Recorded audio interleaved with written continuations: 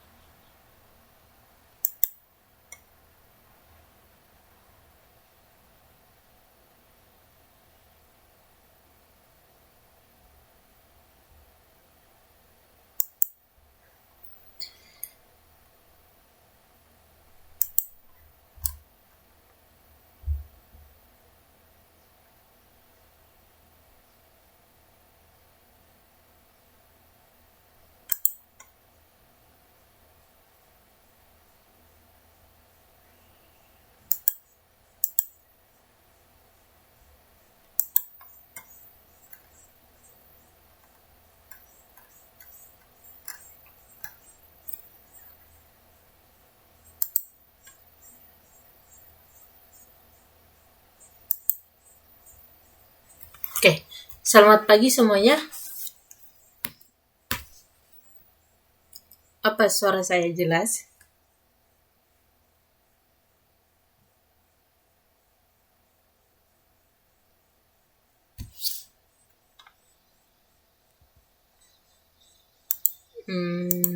Apa bisa mendengar saya? Bisa, Bu. Oke. Oke, bisa ya, jelas ya. Biar kita mulai. Jadi ini pertemuan yang terakhir dan kita membahas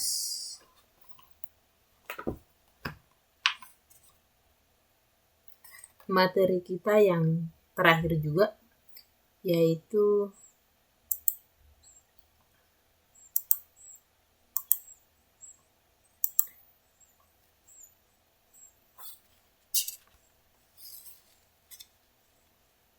modul yang ke-6, yaitu manajemen pengetahuan dan inovasi organisasi. Nah, jadi kita akan membahas topik ini. Artinya kita mengcover semua materi yang ada di modul ya. Dan mengenai tugasnya, tugas yang ada yang belum mengumpulkan ya masih bisa dikumpulkan ya. Jadi tolong diingat. Terus memang nilainya itu belum semuanya saya input di LMS. Nanti setelah saya koreksi semuanya, saya input baru saya upload ya. Saya upload ke LMS karena belum semua saya upload gitu. Terus itu mengenai tugasnya. Oke. Hari ini kita akan belajar tentang ini.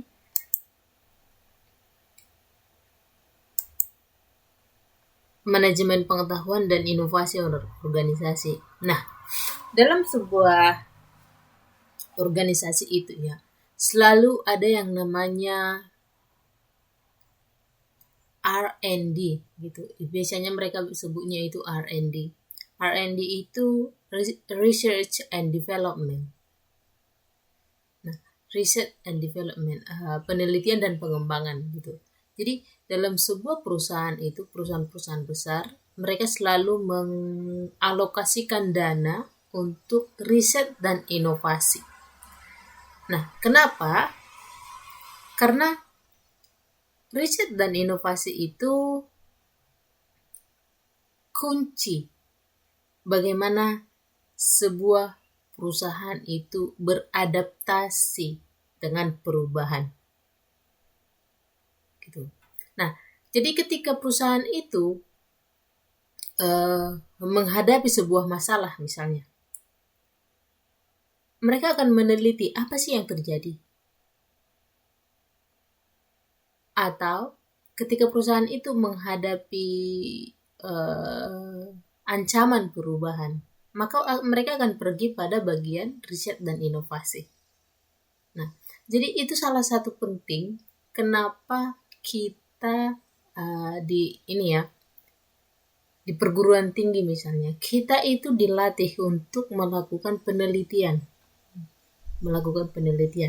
Nah, karena di dalam sebuah perusahaan itu ada bagian yang diperlukan bahwa kita harus bisa setidaknya penelitian dasar gitu, penelitian ilmiah dasar, agar kita bisa memberikan rekomendasi yang secara ilmiah atas sebuah permasalahan gitu. Jadi penelitian itu sangat penting ya, karena di dalam hasil penelitian itulah kita mendapatkan pengetahuan yang baru gitu. Jadi dalam manajemen perubahan ini, pengetahuan dan inovasi itu adalah penting.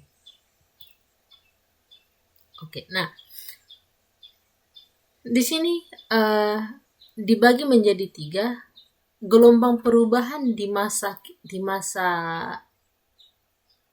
ada 3 gelombang perubahan dikategorikan, yaitu pertanian, industri, dan pasca industri atau era informasi. Nah, kita sekarang berada pada era informasi. Nah, mungkin orang tua kita itu berada pada era industri. Kakek nenek kita itu berada pada era pertanian. Tapi sekarang kita berada pada era informasi, di mana informasi itu sangat penting gitu. Informasi itu sangat penting. Dan mungkin teman-teman pernah dengar artificial intelligence, yaitu kecerdasan buatan. Kecerdasan buatan itu di basicnya itu adalah informasi. Nah, bagaimana kita mengolah informasi ini? Nah, makanya ada dalam sebuah penelitian itu ada namanya big data analysis. Big data, gitu ya. Jadi teman-teman itu update lah masalah informasi, masalah big data, artificial intelligence. Nah, karena bagaimana kira-kira ke depannya era ini? Apakah kita memasuki era informasi? Setelah era informasi itu apa yang terjadi gitu. Nah, perusahaan-perusahaan besar seperti Alibaba gitu, mereka sedang masuk pada era di mana semuanya itu dikerjakan oleh artificial intelligence, kecerdasan buatan. Nah, bagaimana mereka masuk ke sana? Itu adanya itu knowledge. Ada sebuah pengetahuan. Gitu. Pengetahuan itu akan membawa sebuah perubahan. Dan perubahan itulah yang harus di manajemen. Gitu. Nah, jadi itu sangat penting ya. Gimana kita bergeser dari era pertanian, era industri, dan era informasi yang sekarang ini. Nah, pada era pertanian itu,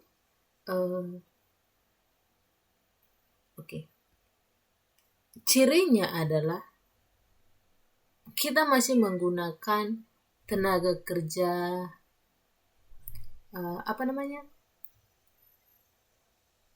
kita masih menggunakan sumber daya hewan gitu, belum mesin.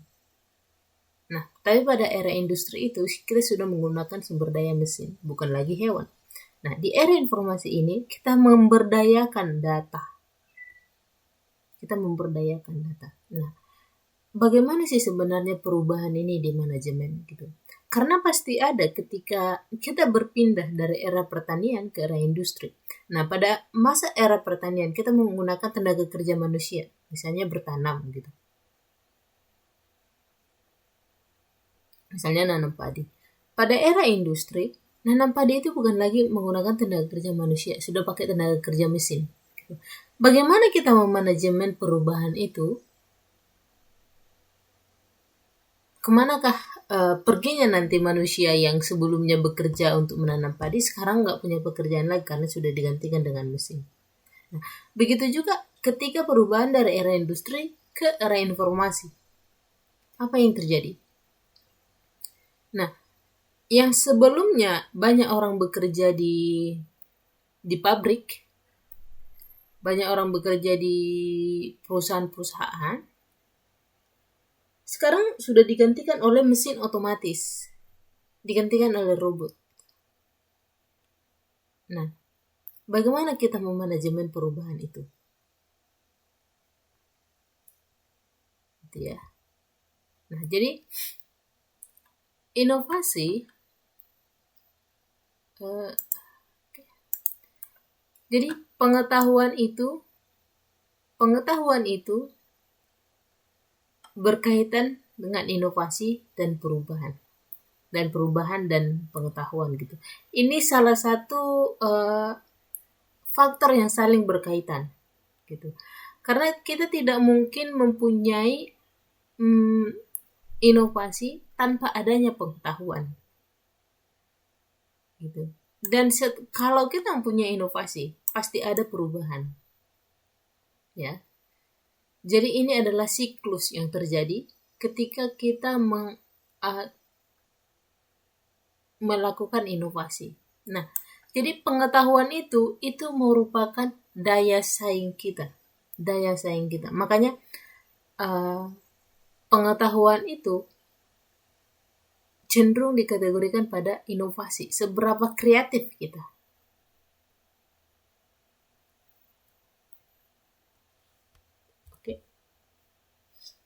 Nah, jadi ketika kita memasuki era informasi dan pengetahuan,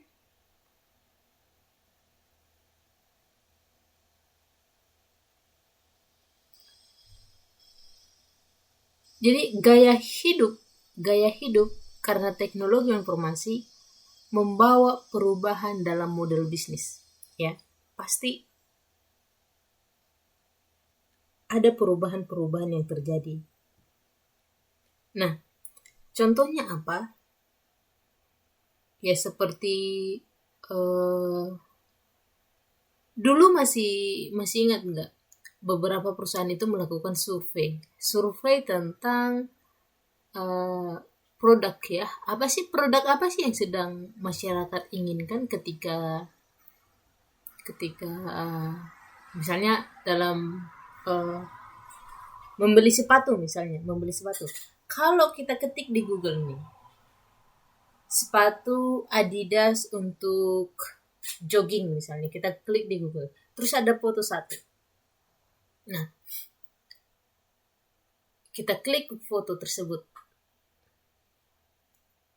Setelah itu bakalan muncul sepatu-sepatu yang lain yang mirip atau sejenis gitu. Dan setelah itu besok-besok kita sudah iklan yang muncul di internet kita itu semuanya tentang sepatu. Gitu. Apa sih yang terjadi di sana? Apa sih yang terjadi di model bisnis tersebut gitu. Jadi ketika model bisnis yang sekarang gitu sudah pada orientasi internet. Jadi teknologi informasi ini membawa model bisnis yang baru. Implikasinya apa? Nah, ada 4 implikasinya, yaitu knowledge worker, properti organisasi, siklus pendek, dan dukungan ICT. Nanti kita lihat satu persatu ya. Nah, karakteristik era informasi ini ada 3 menurut Cakraatmaja dan Lantu 2006. Pertama, informasi dan pengetahuan mudah diperoleh dan sekaligus dapat kedaluarsa dengan cepat.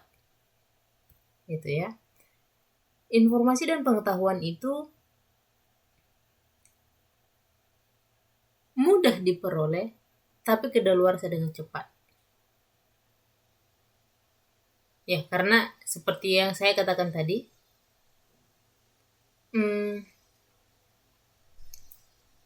ya memang kita akan tahu gitu preferensi konsumen itu seperti apa sih ketika mereka pengen berbelanja. Kita bisa tahu itu dari internet ketika mereka ketik gitu ya.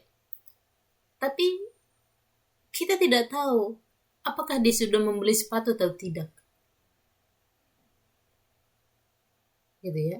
Padahal misalnya aku mencari sepatu Adidas itu tahun 2020 sampai tahun 2021 masih muncul itu iklannya sepatu.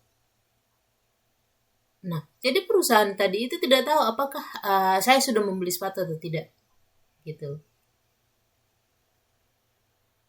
Makanya di sini dikatakan mudah diperoleh tapi sekaligus dapat daluarsa dengan cepat. Nah, jadi itu inovasi ya. Kemudian permasalahan semakin kompleks. Nah, karena seperti tadi itu permasalahan itu semakin kompleks dan sekarang orang-orang itu lebih pada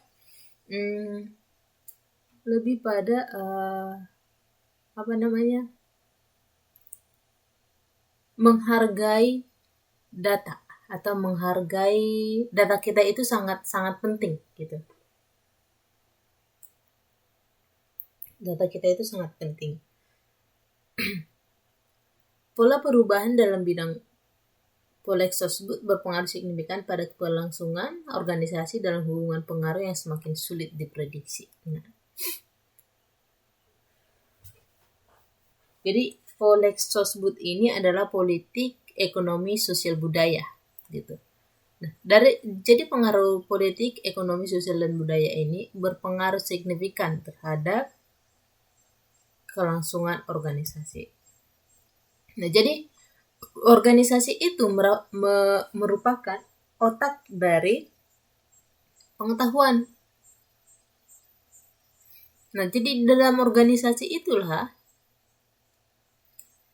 mampu memproses informasi dan mampu memproses pembelajaran. Nah, jadi organisasi itu merupakan brainnya sebuah pengetahuannya. Disitulah semuanya diproses. Di situ kita melakukan analisis apa yang dibutuhkan, apa yang sedang terjadi, dan bagaimana solusinya, apa langkah ke depan. Itu dilakukan dalam sebuah organisasi. Nah, jadi organisasi itu adalah otak tempat berpikir. Nah, jadi organisasi itu mampu menciptakan, mendiseminasi, dan mewujudkan dalam produk, jasa, dan sistem organisasi. Nah, jadi di dalam organisasi itu adalah otaknya, dan dari sanalah bisa menciptakan produk, jasa, dan sistem organisasi. Nah, sekarang kita lihat seberapa penting sih data, informasi, pengetahuan, dan kearifan. Nah, jadi kita lihat awalnya itu dari sini, data.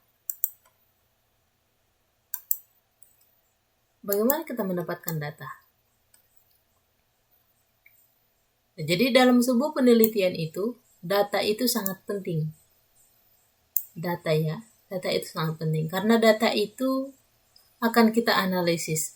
Berdasarkan data, kita bisa membuat keputusan. Jadi, data kita tidak valid, tidak reliable, maka itu akan menjadikan keputusan yang kita ambil itu salah. Jadi data itu sangat penting. Jadi ketika kalian melakukan penelitian atau karya ilmiah, data itu sangat penting. Kejujuran dalam mengambil data, kejujuran dalam menganalisis data itu sangat penting. Ya. Makanya dalam kode etik penelitian itu, data itu nggak boleh ditukang-tukangi. Karena akibatnya sangat fatal. Jadi data itu sangat penting. Dari data itu kita bisa menganalisis, kita bisa membuat kebijakan, membuat keputusan. Nah, Dari data kita mendapatkan informasi. Informasi apa yang sedang terjadi dan hubungannya seperti apa. Kemudian kita mendapatkan pengetahuan atau pola. Nah, jadi ketika kita melakukan penelitian, ada data nih, ada data. Terus kita melihat data itu. Lalu ada namanya rumusan masalah. Terus, nah dalam rumusan masalah ini, untuk menjawab rumusan masalah ini, kita mempunyai metodologi penelitian. Nah, dalam metodologi penelitian itu, bagaimana kita menjawab rumusan masalah yang tadi. Nah, setelah itu ada namanya analisis. Dalam analisis itu, disitulah kita mendapatkan pengetahuan atau hasil penelitian itu. Hasil penelitian itu seperti apa sih? Polanya seperti apa? Oh, ternyata daya ini seperti ini. Gitu. Oh, ternyata COVID-19 di Taiwan itu membuat nilai tukar rupiah dan NTD itu menurun. Jadi misalnya, apa sih hubungan COVID-19 terhadap nilai tukar rupiah dan NTD? Nah, itu rumusan masalahnya. Lalu kita ambil data sebelum dan sesudah terjadi COVID-19 di Taiwan. Nah, kita lihat, oh ternyata setelah bulan Juni, nilai tukar NTD ke rupiah itu menurun. Nah, kita lihat, menurun, seberapa lama dia menurun? Kapan dia naik lagi? Nah, itu namanya pola. Nah, setelah itu apa yang terjadi? Ini, wisdom. Dalam wisdom itu, masuklah kita ke kesimpulan. Oh, ternyata penurunan nilai NTD ke rupiah itu hanya terjadi dalam 3 minggu pada saat COVID-19 di Taiwan itu sudah meningkat gitu. Tapi ketika terkontrol, nilai NTD dan rupiah itu meningkat kembali. Nah, itu yang disebut dengan wisdom atau prinsipal. Kalau dalam penelitian itu namanya kesimpulan gitu ya. Nah, jadi ini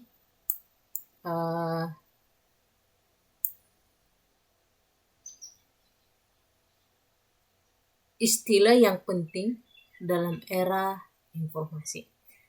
Ini dia langkah-langkahnya atau stepnya dari data, informasi, pengetahuan, dan wisdom. Nah, data itu apa sih data? Apa itu data? Data itu fakta yang belum diolah. Jadi, data itu adalah fakta. Data itu adalah fakta. Jadi, fakta itu nggak boleh kita manipulasi. Nggak boleh kita tukang-tukangi ya. Nah, jadi ketika kita mengambil data, ketika data itu seperti itu, ketika data kita tidak lengkap, ya nggak boleh itu kita tukang-tukangi. Karena data itu adalah fakta yang belum diolah, belum terstruktur, dan bersifat simbolik. Ya. Dapat berupa angka, gambar, kata-kata, dan simbol. Oke, nanti ada kita analisis taksonomi Bloom tentang kognitif. Nah, jadi mengumpulkan data itu sepadan dengan level 1 taksonomi Bloom. Oke, jadi data itu sangat penting. Pengumpulan data itu harus dikerjakan secara ilmiah. Lalu apa itu informasi?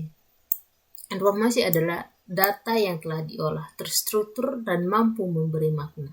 Nah, jadi dalam era informasi sekarang, informasi itu, data itu sangat penting. Karena di dalam data itu tercantum preferensi kita. Ya.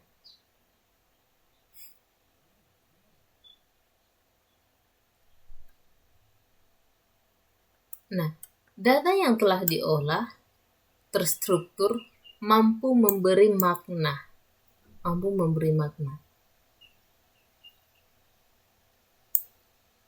Kalau data itu belum diolah, belum terstruktur, kita tidak bisa mengambil keputusan. Kita tidak bisa mengambil kesimpulan apa sih yang sedang terjadi. Gitu. Media komunikasi yang membawa serta deskripsi, definisi, dan perspektif dapat digunakan menjawab pertanyaan apa, siapa, dan kapan, dan di mana bersifat rasional. Nah, dalam taksonomi Bloom, level 2 atau 3, kemampuan memahami informasi dan mengaplikasikan informasi. Nah, informasi itu setelah kita mendapatkan data, lalu kita menganalisis, kita mendapatkan informasi. Nah, bagaimana sih kita menganalisis data itu? Makanya ada namanya metode analisis, gitu ya. Dan setelah dalam sebuah penelitian itu ya, ada namanya metodologi penelitian.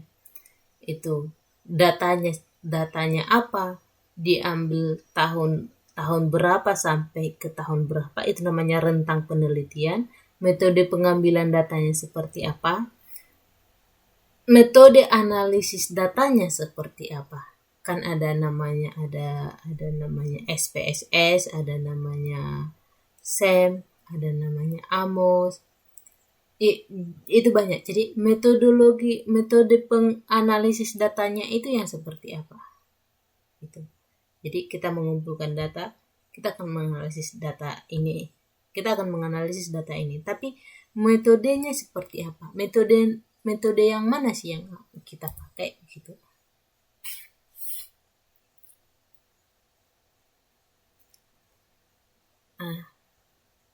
Nah, lalu kita mendapatkan knowledge ya. Setelah kita analisis data itu, kita mendapatkan knowledge.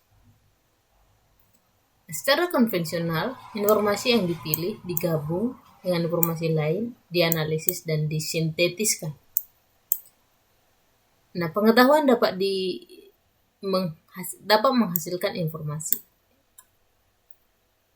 Jadi, data, informasi, pengetahuan merupakan hubungan timbal balik ya.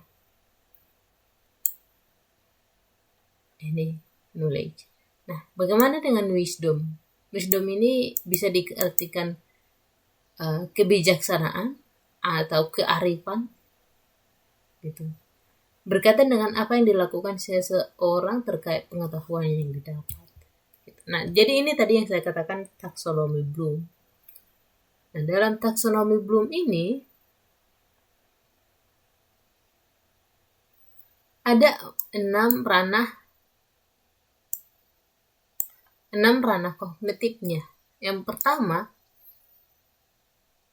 itu pengetahuannya. Kita lihat ini, pengetahuan ini masih banyak orang yang mempunyai pengetahuan. Banyak orang yang punya pengetahuan, tapi tidak semuanya memahami, gitu ya. Tidak memahami. Misalnya nih,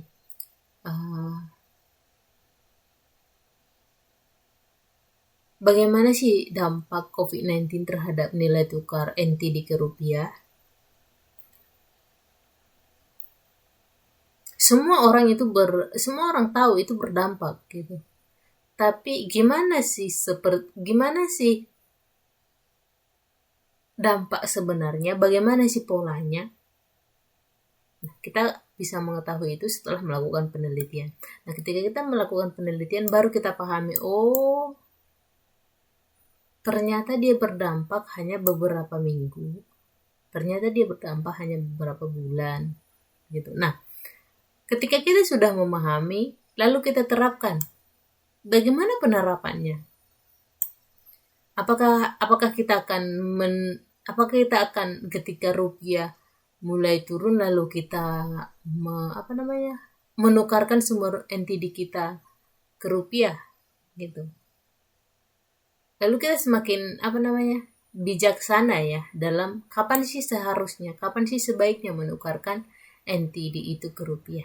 Karena kita sudah memahami gimana pola perubahan NTD ke rupiah tadi itu. Nah, lalu kita analisis seperti apa. Kita sintesiskan dan evaluasi. Benar nggak sih keputusan yang saya ambil itu? Itu. Ya, jadi ini yang disebut dengan taksonomi Bloom.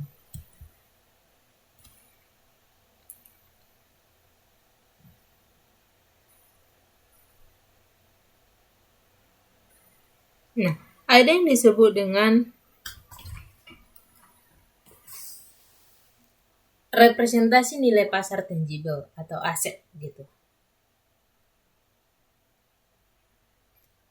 Nah, jadi dalam era industri, nilai aset itu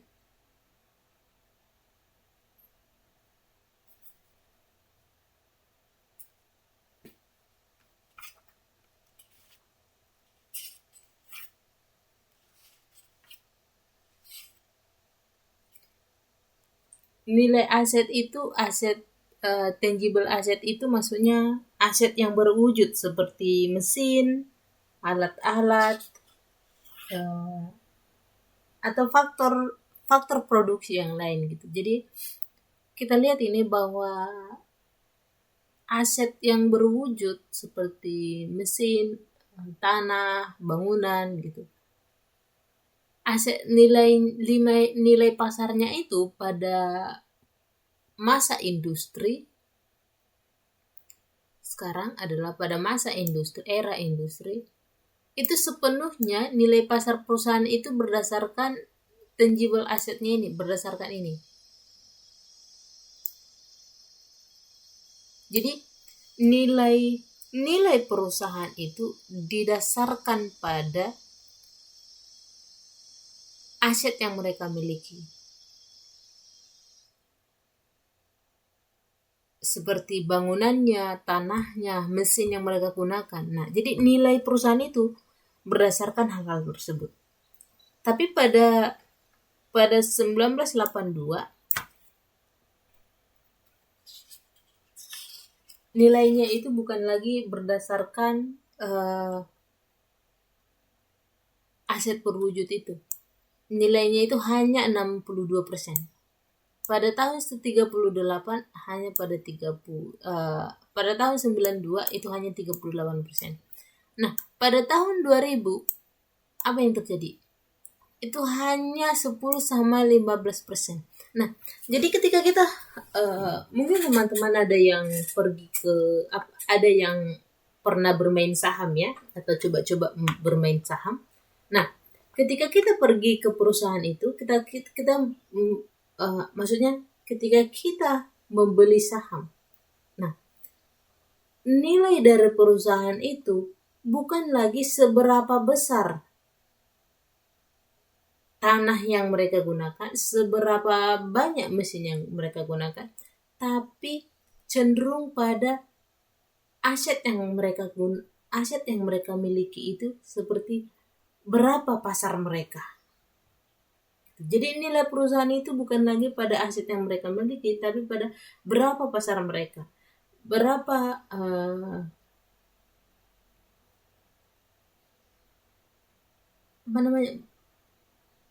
berapa preferensi konsumen atau seberapa suka konsumen itu terhadap produk mereka gitu.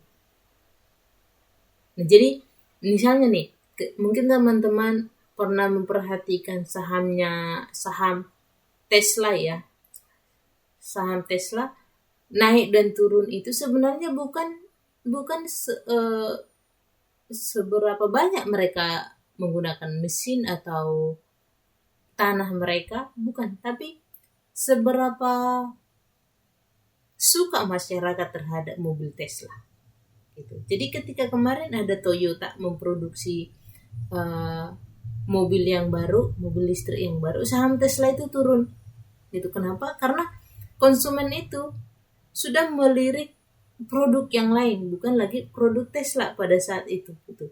Jadi ada naik nilai perusahaan itu bukan lagi pada tangible asetnya, sudah pada intangible-nya gitu ya. Nah, sekarang ada HUSI tahun 2004. Nilai tambah perusahaan itu, organisasi itu membutuhkan intangible asset, ini aset yang tidak berwujud, intellectual capital, dan knowledge creation gitu. Nah, di era informasi, aset yang dibutuhkan organisasi itu adalah aset yang seperti ini. Yang tiga ini ya. Nah, bukan lagi, jadi asetnya itu aset tidak berwujud, aset intelektual, dan penciptaan pengetahuan gitu.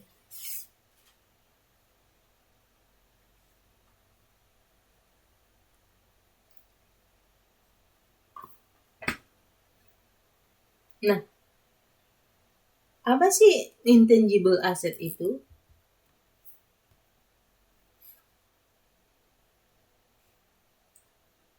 Intangible asset itu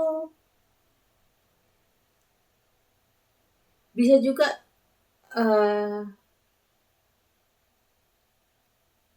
seberapa sih nilai komersial perusahaan itu.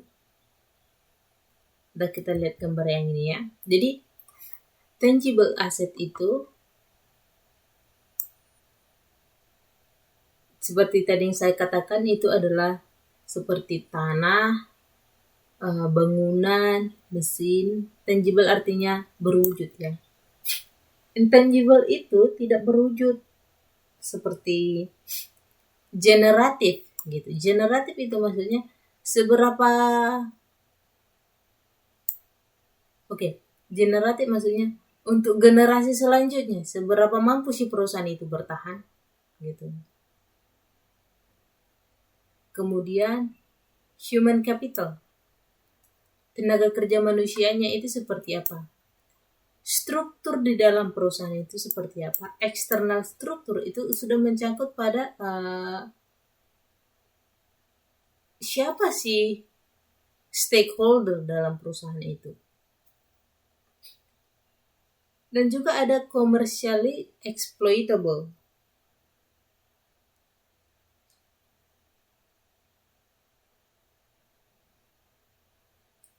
Itu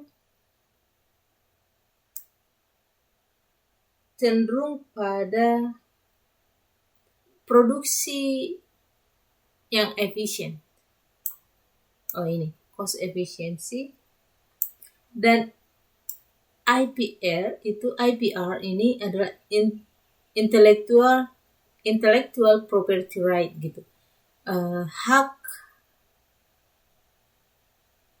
perlindungan hak intelektual, itu bahasa Indonesianya ya. Intellectual property right, perlindungan hak intelektual. Nah, kemudian customer capital. Customer capital ini, jadi pelanggan itu juga termasuk modal. Seberapa banyak pelanggan dari sebuah perusahaan itu merupakan aset.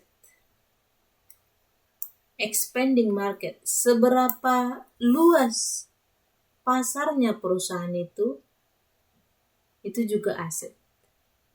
Dan manajemen trust, seberapa bisa kita mempercayai sistem manajemen dalam sebuah perusahaan itu.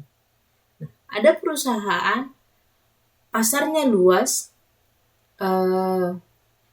biayanya efisien, tapi kita tidak mempercayai sistem manajemen di dalamnya gitu. Jadi itu bisa menyebabkan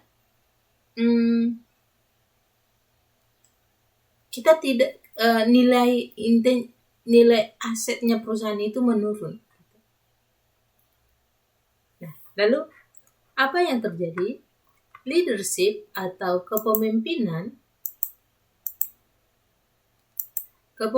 ini sangat mempengaruhi kedua aspek ini. Oke. Dan itu juga berpengaruh pada long-term productivity of capital.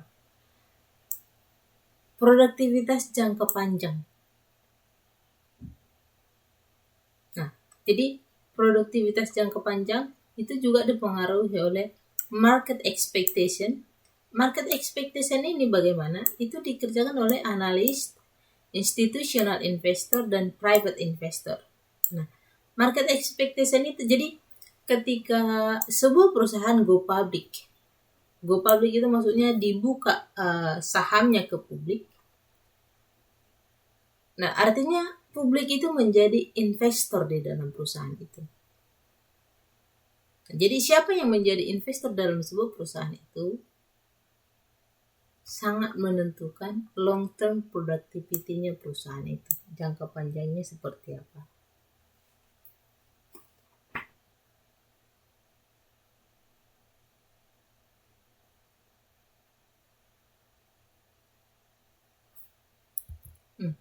Jadi intellectual capital itu contohnya itu apa?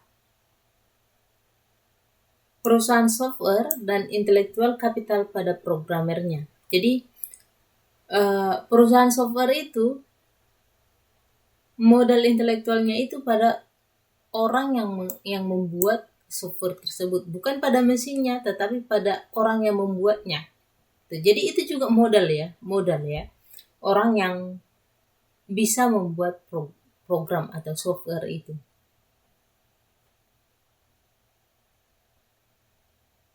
Nah, jadi menurut ini Atkinson dan Malone,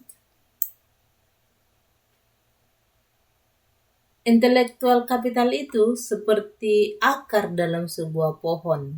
Jadi mereka katakan seperti akar dalam sebuah pohon, tidak nampak namun menentukan kokoh tidaknya pohon tersebut.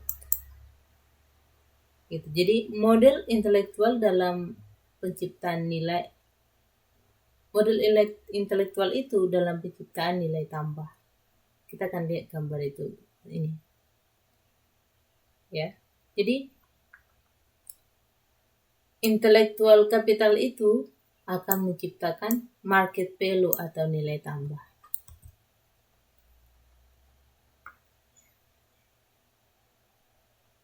Nah, kemudian dalam intellectual capital itu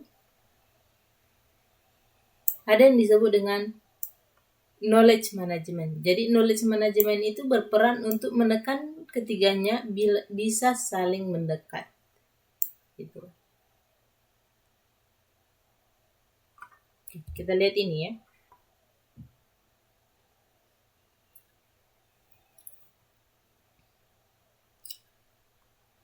Jadi dalam menciptakan nilai pasarnya sebuah perusahaan itu bergantung pada intellectual capital dan financial capital. Seberapa kuat finansialnya dan intellectual capitalnya. Nah, intellectual capitalnya itu dari mana? Itu dari human capital, tenaga kerja manusia, dan modal strukturalnya perusahaan itu. Bagaimana sistem strukturnya perusahaan itu? Nah, ini dari customer dan organisasional. Dan organisasional itu seperti apa? Dari proses kapital dan renewal kapital. Ya.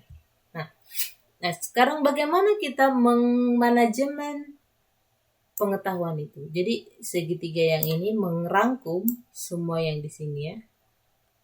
Ini. Nah, jadi value di sini, lihat ya irisannya ini, irisan ketiga diagram Venn ini, ada internal struktur, human capital, external struktur.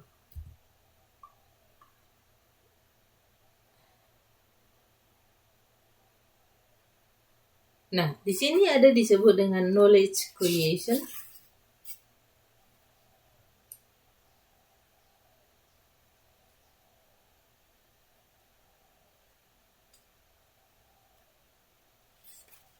Nah, bagaimana sih kita menciptakan pengetahuan?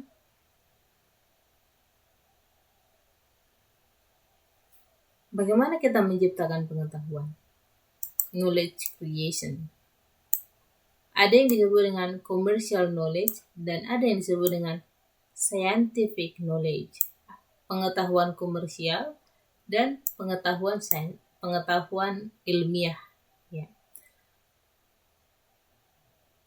Pengetahuan komersial itu dimaknai efektivitas bekerja, sementara pengetahuan ilmiah itu tujuannya menemukan kebenaran. Ini tujuannya ya. Tujuannya menemukan kebenaran, the truth. Nah, dalam commercial knowledge itu, the truth dimaknai apakah organisasi bisa bekerja lebih baik. Nah, kemudian ada tacit atau explicit knowledge. Tacit itu terselubung ya. Tacit itu terselubung. Eksplisit itu tidak terselubung atau terbuka atau transparan. Jadi pengetahuan yang terselubung dan pengetahuan yang transparan. Ini tacit and explicit knowledge. Nah, tacit itu melekat pada diri seseorang. Jadi sudah melekat pada dirinya gitu. Sudah melekat pada dirinya. Mungkin ada ya pengetahuan seseorang yang udah dari sononya gitu, udah dari sononya. Jadi itu disebut dengan tacit knowledge. Kemudian ada namanya explicit knowledge ya, pengetahuan yang telah dikodifikasi atau dihimpun dan didokumentasikan. Nah, jadi ada proses penciptaan knowledge ini, proses penciptaan pengetahuan ini. Yang pertama ada namanya model spiral. Yang kedua ada BA atau ini share context. Yang ketiga ada knowledge asset. Oke, kita lihat ya. Ini model spiral yang tadi. Nah, ini tacit, ini eksplisit. Semakin ke atas ini, dia semakin eksplisit knowledge-nya. Nah, ini dari individual ke organisasional gitu. Jadi ini model spiral. Jadi tacit itu cenderung pada individual knowledge ya. Tacit itu lebih cenderung pada individual. Semakin dia eksplisit, dia semakin group. Nah, jadi ada socialization, ada externalization, ada combination, ada internalization. Jadi yang disebut dengan model spiral. Dan ini yang model yang kedua adalah BA gitu. Bagaimana kita bisa membagikan knowledge yang kita punyai?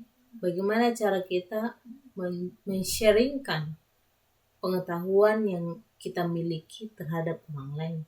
Itu yang disebut dengan model BA. Nah, bagaimana hubungan antara aset tidak berwujud, modal intelektual, dan penciptaan knowledge untuk menciptakan nilai tambah atau market value perusahaan? Gitu. Jadi seperti ini ya. Market value-nya perusahaan itu ini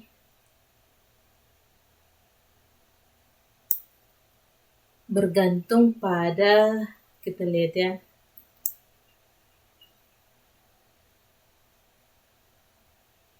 commercial exploitable intangible asset gitu. Itu disebut dengan efisiensi dalam perusahaan. Itu dikembangkan berdasarkan pembagian pengetahuan. Lalu inilah inputnya ya. Terus outputnya itu untuk meningkatkan market value. Oke, nah kita melihat knowledge manajemennya.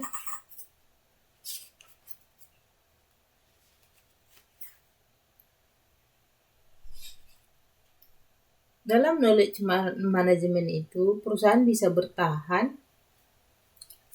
dan meraih sukses hanyalah yang menjalankan aktivitas berbasis pengetahuan.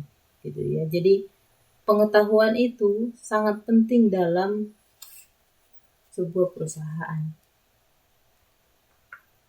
Tujuan organisasi mengelola dan mengembangkan pengetahuan adalah agar terbentuk knowledge organization atau budaya dalam organisasi itu, dan memiliki daya saing. Syarat menjadi knowledge organization adalah menciptakan tempat penyimpanan pengetahuan.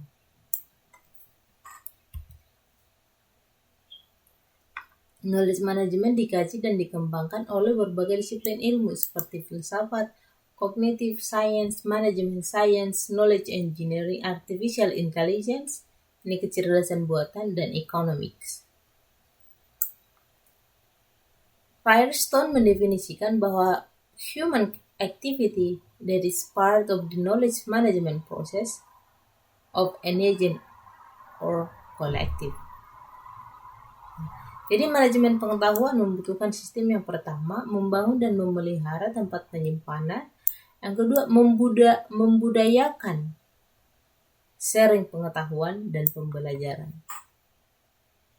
Nah, jadi sistem itu harus membudayakan pengetahuan dan membangun tempat penyimpanan pengetahuan.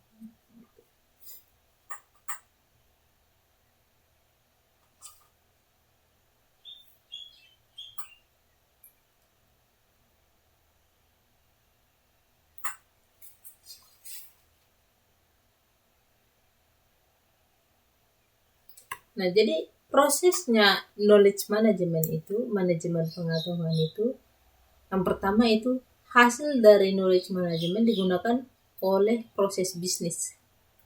Kemudian di proses pengetahuannya, lalu hasil dari knowledge digunakan oleh proses bisnis, dan proses bisnis seperti penjualan atau pemasaran, dan hasil dari bisnis pendapatan, laba, dan rate of interest.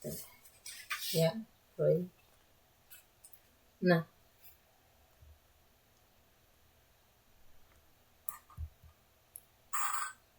ada mazhab atau aliran dalam knowledge management.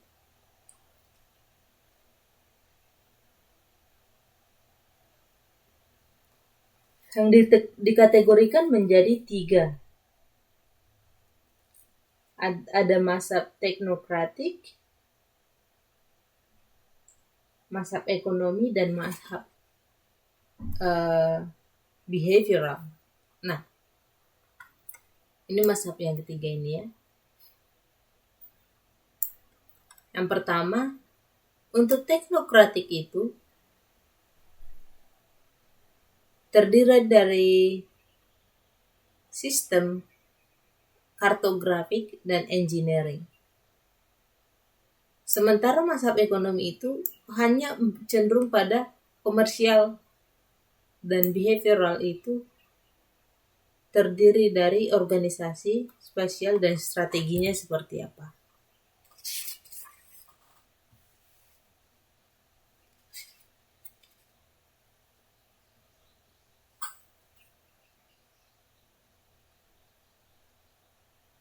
Nah, jadi knowledge life cycle itu, jadi ada siklus kehidupannya pengetahuan itu. Nah, ada siklus kehidupannya, dan bagaimana dia akan bertahan, seperti gambar 6.1 ya, dari penelitiannya.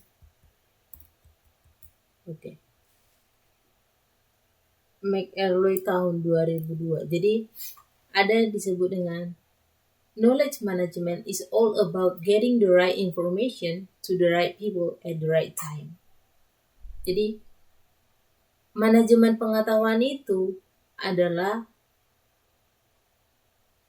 hanyalah tentang bagaimana mendapatkan informasi yang tepat kepada orang yang tepat dan pada waktu yang sama gitu. So, knowledge management is all about getting the right information to the right people at the right time. Itu disebut dengan supply side of knowledge management.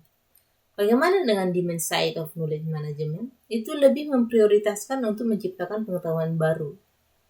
Nah, lalu generasi keduanya dari knowledge management itu The new knowledge management menghasilkan model siklus hidup pengetahuan seperti knowledge life cycle. Nah,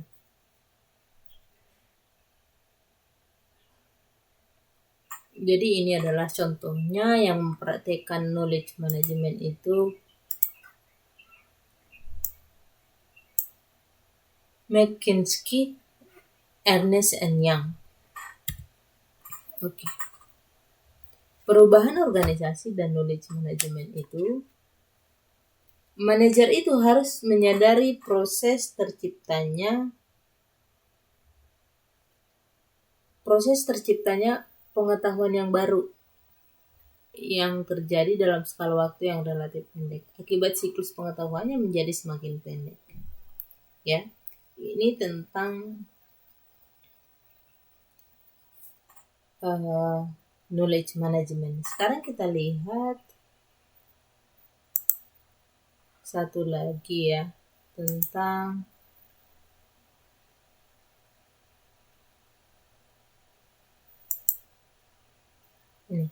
inovasi organisasi.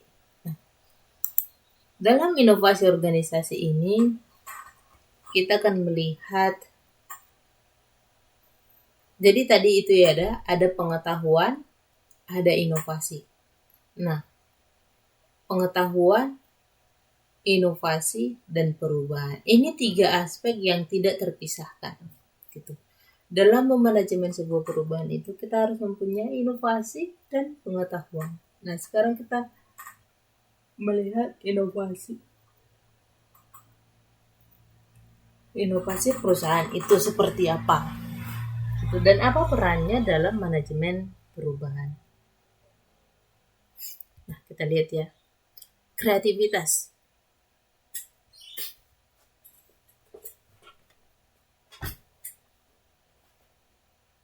Kreatif. Apa sih kreatif? Mungkin kita sering melabeli seseorang dengan, oh dia itu kreatif. Kreatif. Lalu apa sih kreatif?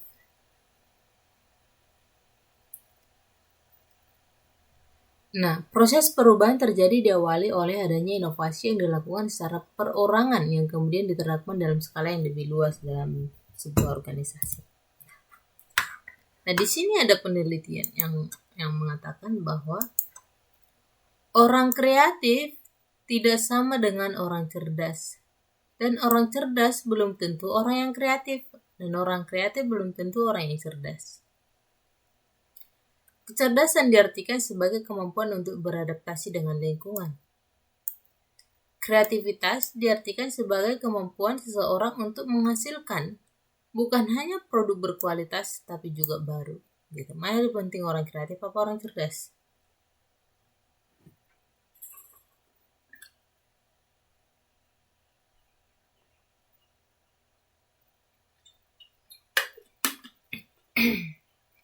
Nah, itu ya. Nah,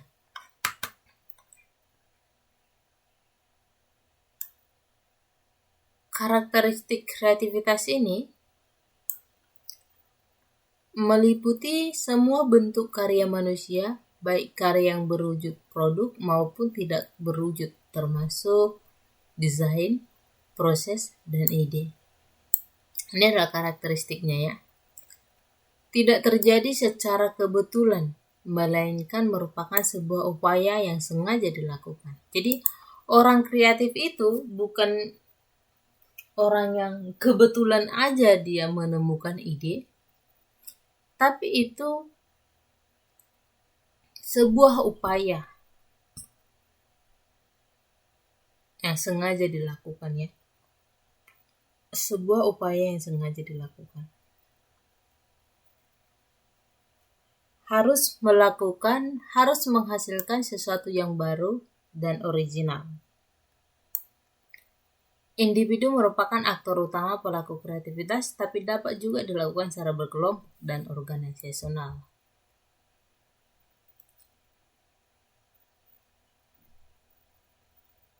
Nah, ada 6 syarat agar seseorang disebut kreatif.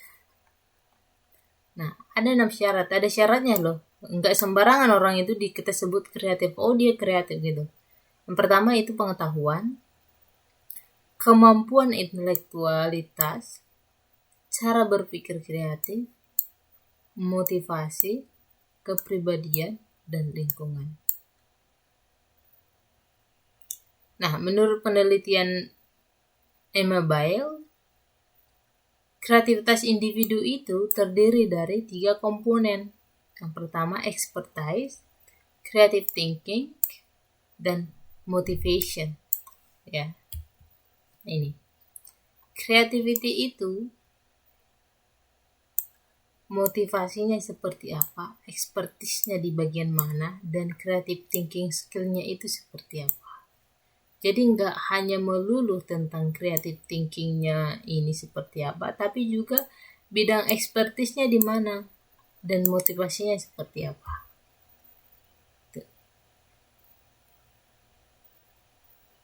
Nah, lalu kita bandingkan komponen kreativitasnya Emma Bail dan Sternberg et al. Yang pertama itu komponen kreativitas menurut Emma Bail itu expertise, creative thinking skill, dan motivation. Sementara Sternberg et al. Itu pengetahuan, kemampuan intelektualitas, cara berpikir, motivasi, kepribadian, dan lingkungan. Jadi dimasukkan faktor lingkungannya.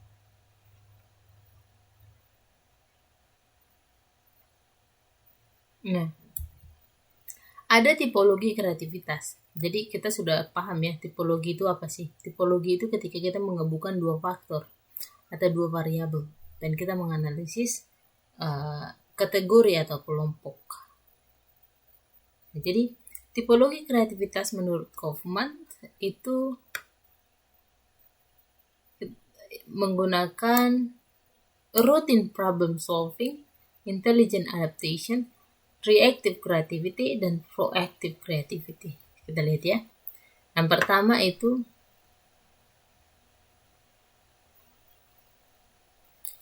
ada 2 faktor. Jadi ingat ketika kita membicarakan tentang tipologi, ada 2 faktor yang kita bicarakan. Yang pertama, tipe persoalan, dan kedua, dorongan untuk berkreasi. Nah, jadi tipe persoalan itu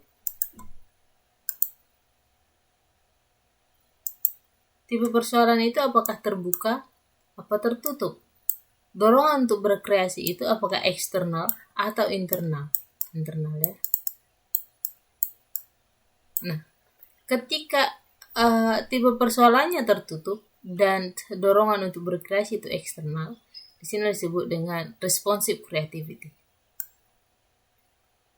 Nah, tapi ketika dia terbuka dan eksternal itu dengan kreativitas yang diharapkan atau expected creativity. Lalu bagaimana ketika dia terbuka dan dorongan untuk berkreasi itu internal, itu disebut dengan proactive creativity. Dan ketika persoalannya tertutup dan dorongan untuk berkreasi itu internal, kreativitas kontributif. Nah, jadi ini menggambarkan bagaimana persoalan yang dihadapi oleh perusahaan itu, apakah dia persoalan yang tertutup, apa yang terbuka. Nah, bagaimana dorongan untuk berkreasi? Apakah itu dorongannya karena disebabkan oleh faktor eksternal atau internal dari diri sendiri? Nah, berdasarkan itu, 2 faktor ini atau 2 variabel ini kita hubungkan kategorinya menjadi 4 kategori.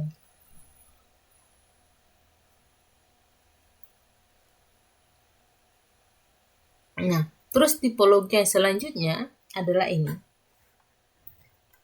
Ini ya. Faktor yang pertama yang kita pertimbangkan adalah baru dalam hal tugas. Bagaimana kebaruan? Nah, baru dalam hal solusi. Kita pertimbangkan rendah dan tinggi. Rendah dan tinggi. Oke. Nah, jadi ketika baru dalam tugas dan baru dalam hal solusi, ini orang baru ya, orang baru. Sama-sama orang baru. Nah, itu disebut dengan memecahkan masalah rutin. ya, routine problem solving. Nah, tapi baru dalam hal solusi, sudah nggak baru lagi dalam hal solusi, tapi baru dalam tugas, itu disebut dengan kreativitas proaktif. Proactive creativity. Nah, ketika dia baru dalam tugas dan baru dalam tidak baru lagi dalam tugas tapi baru dalam solusi, itu disebut dengan intelligent adaptation, adaptasi yang cerdas. Nah, dia bukan orang baru lagi dalam tugas dan bukan orang baru lagi dalam solusi, yang disebut dengan reactive creativity. Jadi kreativitas itu ketika kita pertimbangkan tingkat kebaruan seseorang itu dari hal tugasnya, dari hal pengambilan solusinya, gitu. Kita bisa mengkategorikan keempat kategori, gitu ya.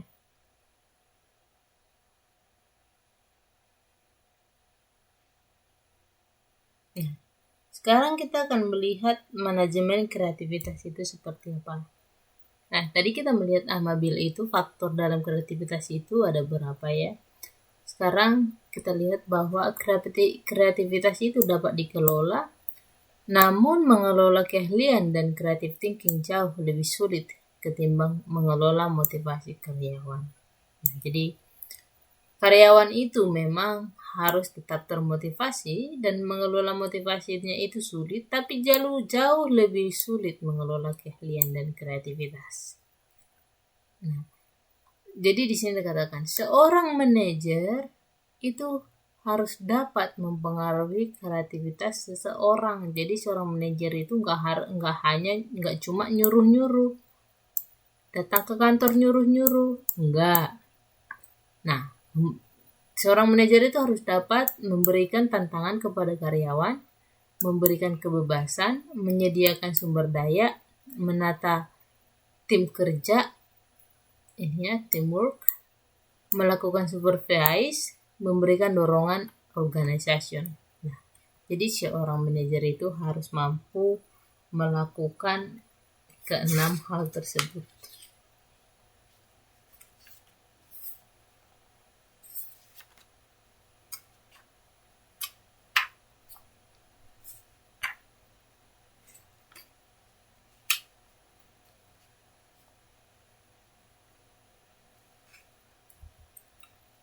Nah, kreativitas memiliki hubungan yang erat dengan inovasi. Nah, jadi kreativitas selalu menghasilkan inovasi. Ya. Kreativitas selalu menghasilkan inovasi walaupun tidak secara otomatis terjadi. Sebaliknya, inovasi selalu mengandung unsur kreativitas. Lalu ada yang namanya invensi, inovasi, dan adopsi. Nah, definisi inovasi secara harfiah berasal dari bahasa Latin yang disebut dengan innovare, yang berarti mereview, membuat sesuatu menjadi baru atau mengganti yang lama menjadi baru. Dan inovasi itu adanya unsur kebaruan dan memiliki manfaat. Nah, jadi lihat ya bagaimana ini inovasi-inovasi yang terjadi. Kalau dulu ya, cara membuat jus ke dalam gelas yang seperti ini, biasanya kita langsung gunakan tangan ya. Tapi ini menggunakan alat ini, kayak ini, inovasi yang terjadi. Dan juga ini penguinti timer ya. Terkadang kita bikin tehnya kelamaan di dalam gelas jadinya pahit. Gitu. Jadi ada namanya penguinti timer. Itu salah satu inovasi. Dan juga ini remote yang sekalian tempat pembuka tutup botol. Nah, ini salah satu ceret ya, menuang ke dalam gelas itu langsung ada 5 gitu, nggak satu-satu, capek ya. Kalau yang cewek-cewek mungkin ngerti. Nah, ini pemotong pizza. Oke, nah perbedaan inovasi dan adopsi itu seperti apa sih?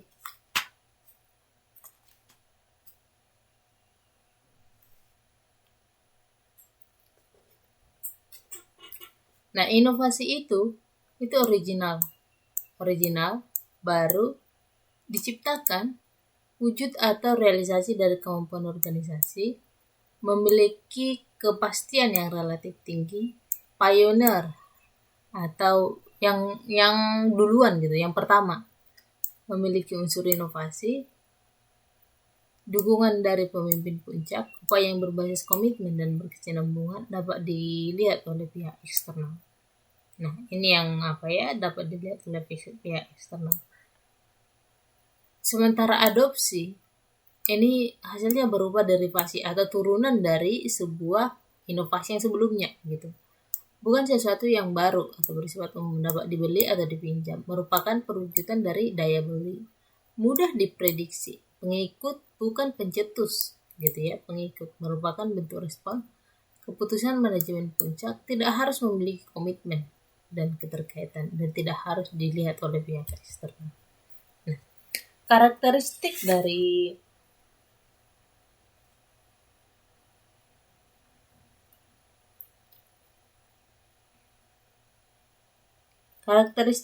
pihak inovasi ini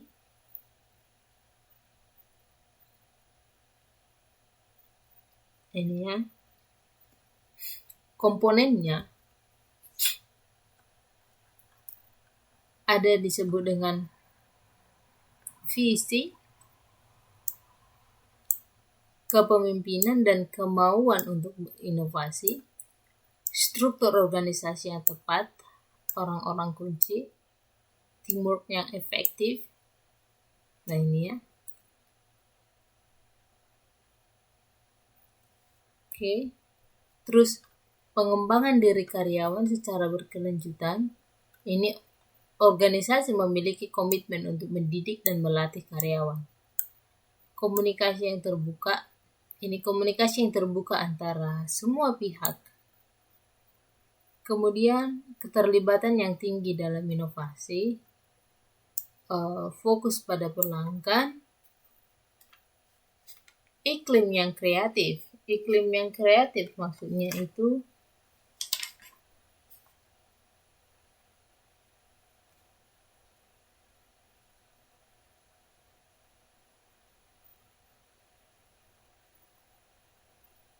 berpandangan positif terhadap ide kreatif yang didukung oleh sistem penghargaan yang relevan dan organisasi pembelajar.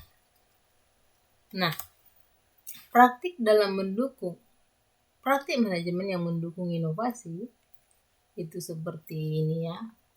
Ada dorongan manajemen, ada dorongan atasan, dorongan kelompok kerja,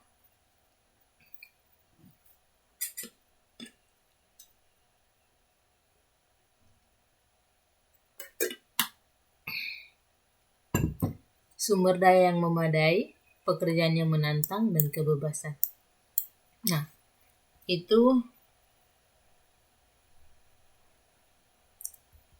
tapi ada juga praktik yang menghambat inovasi. Itu ada hambatan manajemen, tekanan beban kerja. Nah, budaya organisasi yang kental dengan suasana politik, persaingan yang destruktif, dan menghindari risiko. Tekanan terhadap waktu kerja yang sangat ketat, mengharapkan tingkat produktivitas yang tidak realistis, banyak menggunakan atau menciptakan pekerjaan yang kreatif.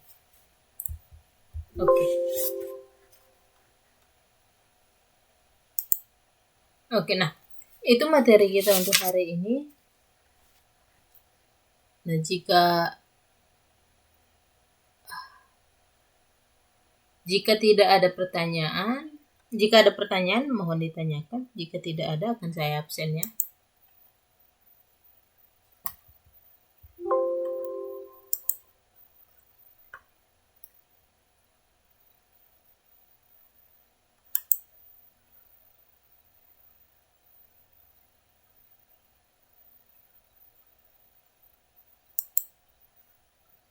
Oke, ada pertanyaan kah?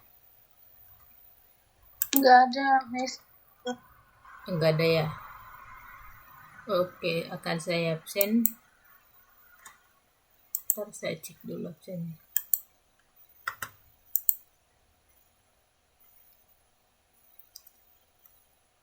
Mohon dilihat temannya hadir atau enggak ya. Ipah Latifah.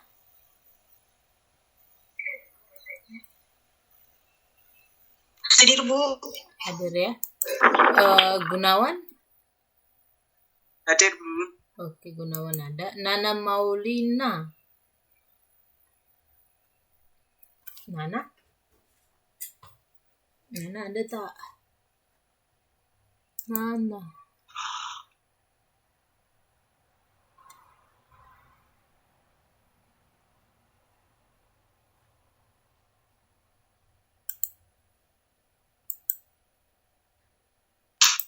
Nana adakah? Oke, Nana ada. Ada, Bu, cuma nggak bersuara. Oke, Nana ada ya. Ada di hadirnya ada.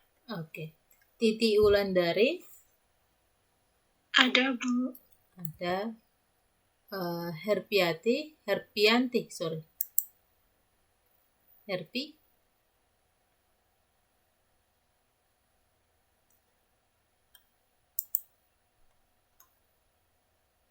Herpi ada nggak?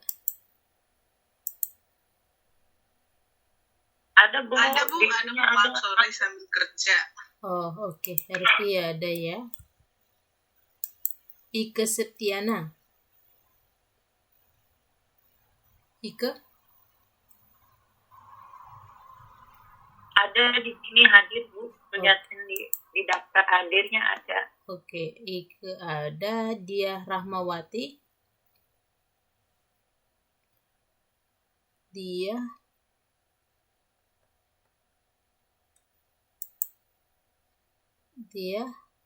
ada. Oke. Apriani. Hadir, Bu.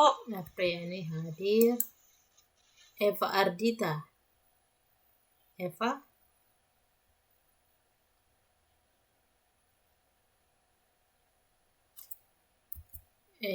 Oke. Nyai Sumiati.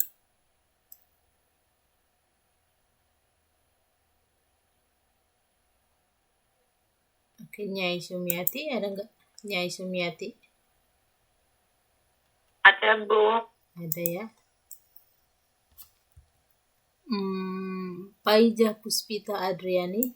Paijah. Ada, Bu. Ada ya. Ada, Bu. Ratih Dwi Sapitri. Hadir, Bu. Oke, Ratih ada. Siti Kumaidah.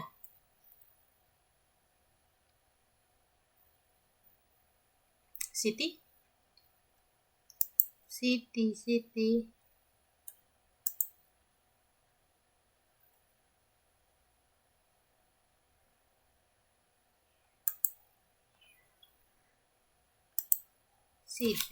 Oke.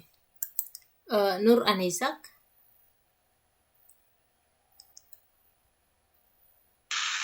Ada, Bu. Nur Anisak ada. Tusira.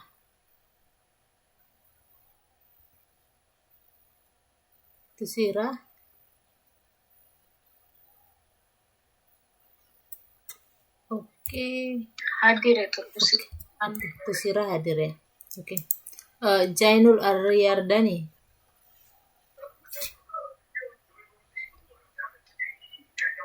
Nggak hadir, Pak. Muhammad Nur Hadi. Hadir. Hadir ya. Endar Rajiat Moko.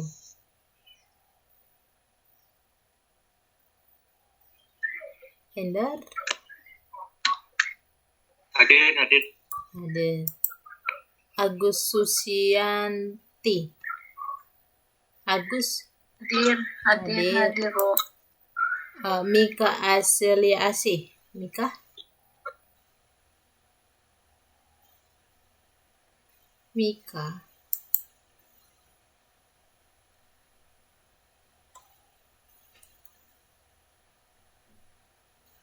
Oke, Mika. Susmiati.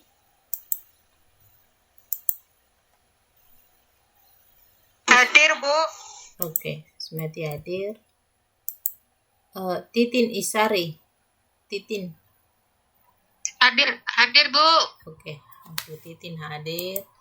Baik, demikian pertemuan kita yang terakhir ya. Selamat berakhir pekan. Selamat belajar untuk persiapan ujiannya.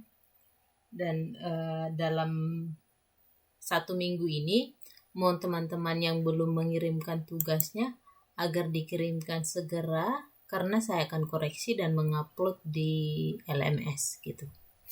Jadi mohon semuanya sudah terkumpul dalam minggu ini bagi yang belum mengumpulkan gitu. Jadi dalam minggu ini saya akan upload nilainya ke LMS, bisa dicek nanti ya. Selamat persiapan dan selamat berakhir pekan. Terima kasih untuk kerjasamanya dalam 1 semester ini ya. Iya, makasih Mas Sam. Terima kasih Bu. Terima kasih. Bye-bye. Sampai ketemu di lain waktu. Ketemu di semester depan ya Miss Gamis kalau ngajar lagi. Iya. Oke, bye-bye. Iya, bye-bye.